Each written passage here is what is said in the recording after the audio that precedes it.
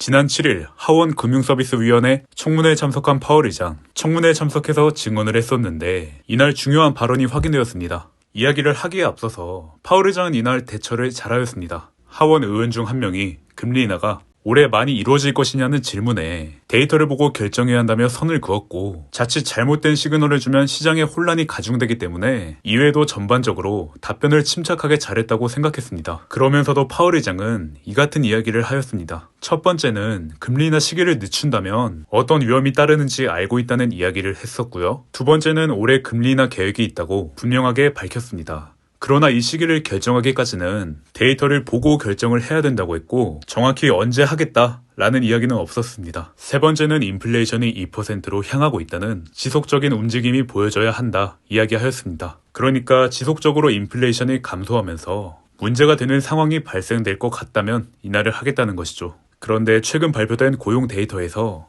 수상한 데이터가 확인되었습니다. 2월에 확인되었던 1월 고용 데이터는 35만 건이었고 3월에 확인된 고용 데이터는 27만 건으로 약 10만 건 가까이 큰 폭으로 고용이 감소했다는 것입니다. 작년 12월부터 올해 2월까지 3.7%로 발표되었던 실업률도 3.9%로 증감되면서 변화가 있었습니다. 패드워치 공개된 3월 금리 동결 확률은 96.0%, 5월 금리 동결 확률은 75.9%로 확인되었고, 금리 인하를 시작한다고 한다면 6월이 가장 유력해 보이기는 하는데, 보도된 기사들 제목을 보면 파월 의장이 6월에 인하한다고 보도가 되고 있는데 아직 날짜가 정해진 것은 아니기 때문에 이 부분은 혼선 없으시길 바랍니다.